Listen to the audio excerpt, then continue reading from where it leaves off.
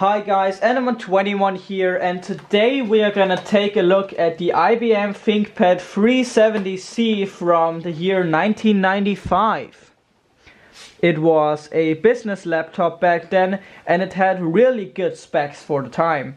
But first, let's take a look at the ports on the back.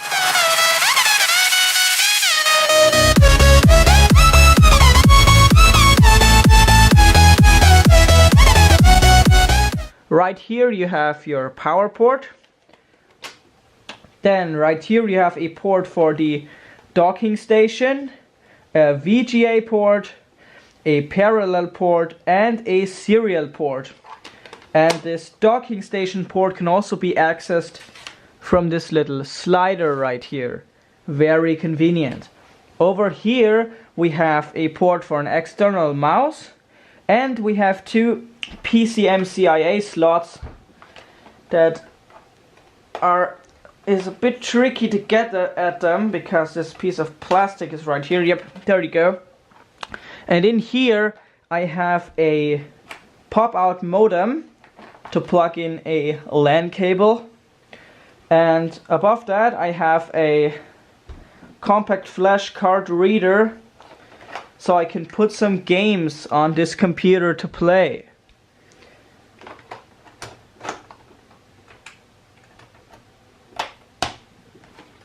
On the front of the machine there's a 3.5-inch floppy disk drive, and on this side there's only a snap power button. And on the bottom there is nothing other than these 2 feet.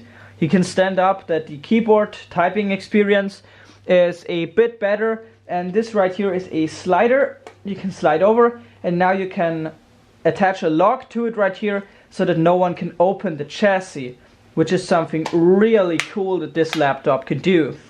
But now, let's take a look at the other things of the laptop.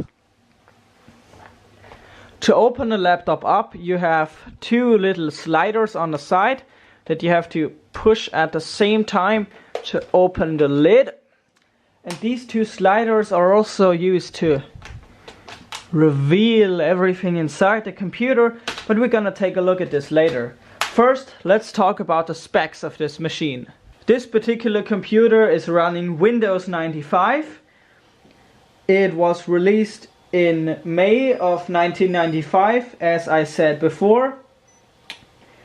We just have to click OK, because the BIOS battery is dead. This particular computer has an Intel 8486 DX4 running at 75 megahertz.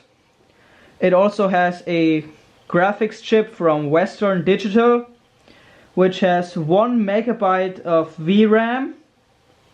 We have a 10.4-inch VGA display, which has a resolution of 640 by 480. It's just a regular VGA display, and it has 256 different colors.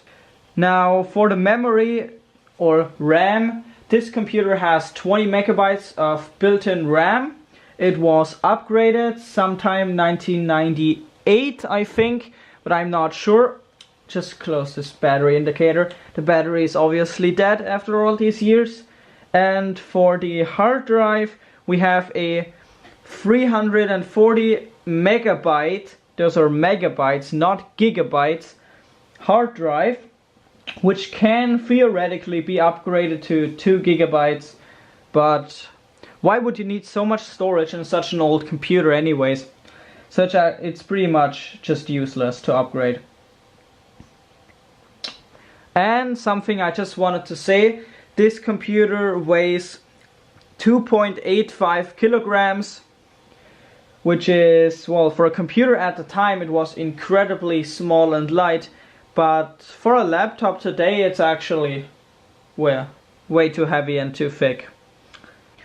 There is a brightness slider right here, if you haven't noticed yet. And now let's take a look at the interesting part of this laptop, which is when you open up the bottom of it. So let's take a look. So this is how it looks like inside of the laptop right here. You have your PCI slots right here. You have your speaker or beeper right here. You have your floppy disk drive, your gigantic battery, which has an on-off switch on it. I currently switched my battery off because it's broken anyways. Doesn't work anymore. But you need the battery in here, otherwise the laptop would just fall over if you tilt the screen back a little more, because it's just way too heavy. Oh my god. Just way too heavy to properly stand without the battery in it. So, there's pretty much nothing more interesting about this laptop. I mean, there's the keyboard, there is the internal stuff, and the main board is this part right here, and the rest of it right here is the main board. This computer has a 2-layer main board, which means that there are 2 boards stacked on top of each other. For example, like this is an old sound card and this is a graphics card. When you stack them on top of each other, boom, you get a double-layer board. But these 2 boards aren't connected in any way. But the main board inside of this is basically made out of 2 boards which are connected by some connector pins or some kind of port, I don't know. I haven't opened up the computer, but yeah. I am probably going to open it up soon to replace the BIOS battery, because every time you want to start it up, you get that stupid fucking error message that it doesn't know what fucking time it is. So yeah, I think this was everything interesting to say about this particular computer. So, what can you still do on this old computer today? Well, you can write Word documents, which is pretty amazing, I have to say, because this is the best laptop keyboard I've ever used.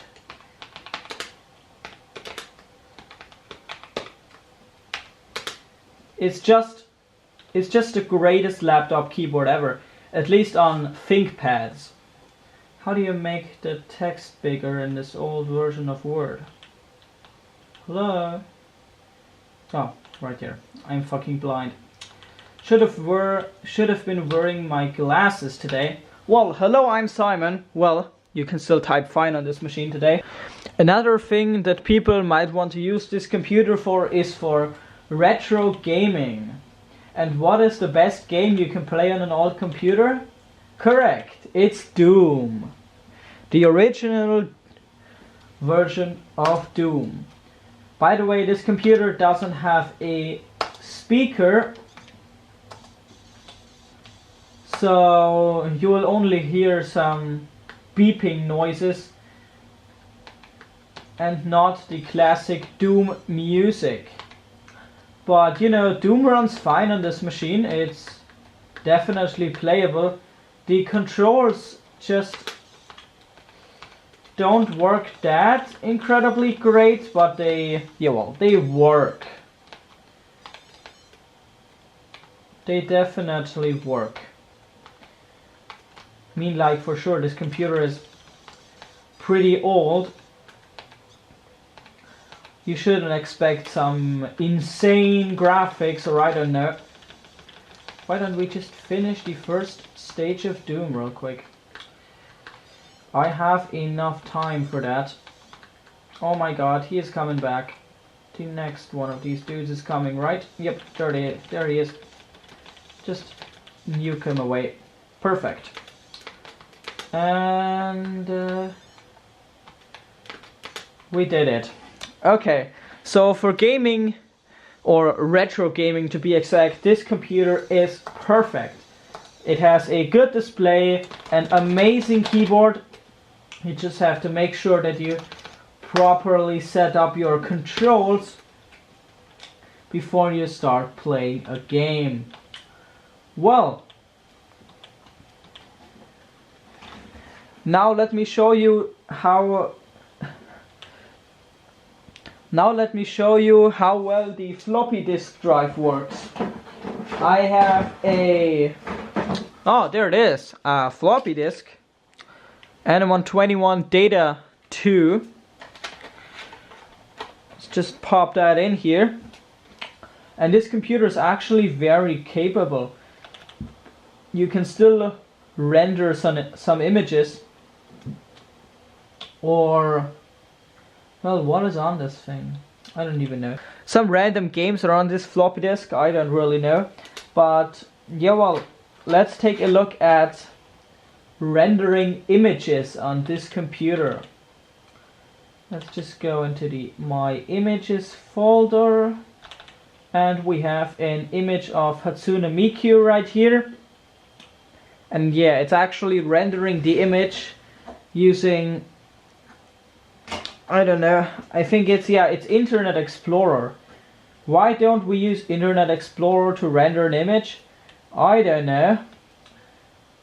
You can see it takes an incredibly long time to render. And some colors are also missing because this is only a 256 color display. Whoa. My god. Let's just try to scroll down. Yep, there you go. We successfully somehow rendered an image. We're missing nearly all of the colors other than blue and some pink stuff right here around the eye. We're nearly missing all the colors, but you know what? It works. That is the cool part about it. And this picture has a pretty high resolution too. When I check right here, this picture has a resolution of, well, it can't even tell me what resolution the image is at. I think Windows 95 wasn't able to do this. Let's check in the software again. Well, it just tells me that the image is about 0.5 MB in size. But right here it tells me absolutely no other information about the image. Which is interesting, not even the resolution. Yeah. But hey, let's continue. As you just saw, there is a version of Internet Explorer on this computer, so you could technically browse the web, but I won't go online with Windows 95, because this is probably one of the dumbest things you can do. Yeah. I think we're gonna end the video here, guys. Make sure to like and subscribe. Yeah.